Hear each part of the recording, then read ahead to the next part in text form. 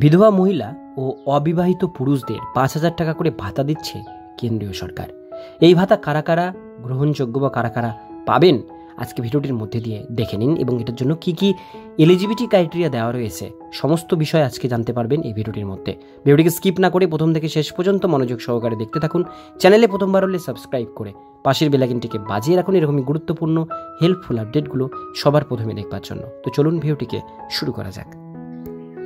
সারা দেশের অবিবাহিত পুরুষ ও বিধবা মহিলাদের জন্য নতুন ভাতা তথা নিউ পেনশন স্কিম চালু করল কেন্দ্র সরকার।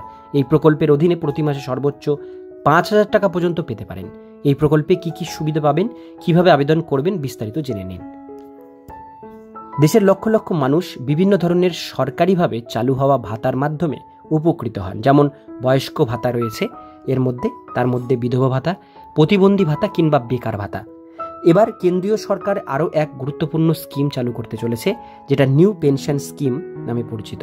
এটি মূলত বিধবা এবং অবিবাহিত পুরুষদের জন্য চালু করা হচ্ছে। যারা এতদিন পর্যন্ত সরকারি ভাতার সুযোগ থেকে অনেকটাই বঞ্চিত ছিলেন, তারা এটা আবেদন করতে পারবেন। এবার আমরা দেখব কারা এই নিউ পেনশন স্কিমের সুবিধা পাবেন। এই নতুন স্কিম অনুযায়ী বিশেষ কিছু যোগ্যতা থাকলে পুরুষরাও এবার পেনশনের আওতায় আসতে পারবেন। এতদিন শুধুমাত্র বিধবা মহিলাদের জন্যই নির্দিষ্ট ভাতা চালু ছিল, কিন্তু এবার সরকারের সিদ্ধান্ত অনুযায়ী পুরুষদের এই ধরনের ভাতা প্রদান করা হবে। যোগ্যতার প্রথম মানদণ্ড এখানে রয়েছে যাদের স্ত্রী নেই বা স্ত্রী প্রয়াত হয়েছেন এবং যাদের বয়স 40 বছরের বেশি, তারা এটার জন্য আবেদন করতে পারবেন। অবিবাহিত পুরুষদের ক্ষেত্রে বয়স হতে হবে 45 বছরের বেশি। প্রার্থীদের অবশ্যই বিপিএল অর্থাৎ বিলো পভার্টি লাইন কার্ডধারী হতে হবে বা তাদের আয় নির্দিষ্ট সীমার নিচে হতে হবে, তবেই আবেদন করতে পারবেন।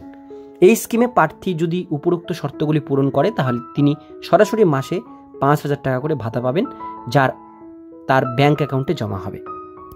পেনশনের টাকা পাওয়ার নিয়ম সরকারের তরফ থেকে জানানো হয়েছে, যারা এই স্কিমের জন্য যোগ্য তাদের ব্যাংক অ্যাকাউন্টে প্রতি মাসে সরাসরি 5,000 টাকা পাঠানো হবে।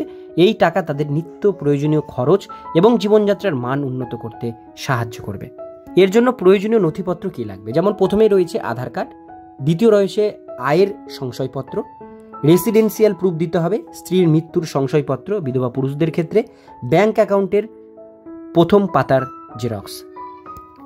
এই কাগজপত্র জমা দিলে আবেদনপত্র সম্পূর্ণ হবে এবং স্ক্রিনিংয়ের ওপর আবেদনকারীর অ্যাকাউন্টে টাকা আসা শুরু হবে।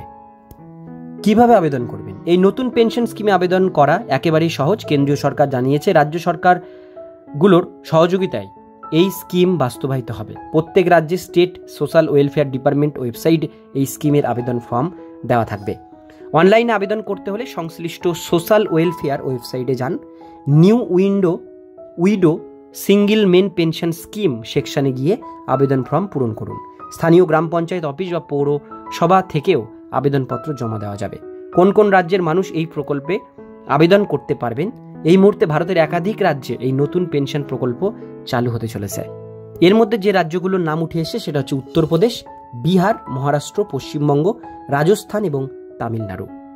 এই রাজ্যগুলো পুরুষ নাগরিকরা যারা এই স্কিমের শর্ত পূরণ করেন তারা সরাসরি আবেদন করে এই সুযোগ সুবিধা গ্রহণ করতে পারবেন।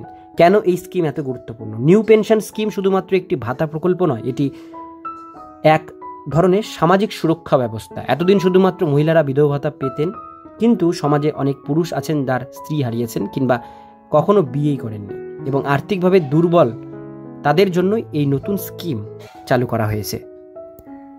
এই স্কিমের মাধ্যমে পুরুষরাও সরাসরি সরকারি সহায়তার মাধ্যমে সামাজিক ও অর্থনৈতিক সুরক্ষা পেতে শুরু করবেন। এছাড়া এটি সরকারের ইনক্লুসিভ ওয়েলফেয়ার পলিসির একটি বড় পদক্ষেপ বলে মনে করছেন বিশেষজ্ঞরা। তো বন্ধুরা, ভিডিওটি কেমন লাগলো অবশ্যই কমেন্টে জানাবেন। আর এরকমই নিত্য নতুন আপডেটগুলো, গুরুত্বপূর্ণ খবরগুলো পেতে গেলে চ্যানেলটিকে সাবস্ক্রাইব করে পাশের বেল আইকনটিকে অবশ্যই বাজিয়ে রাখবেন।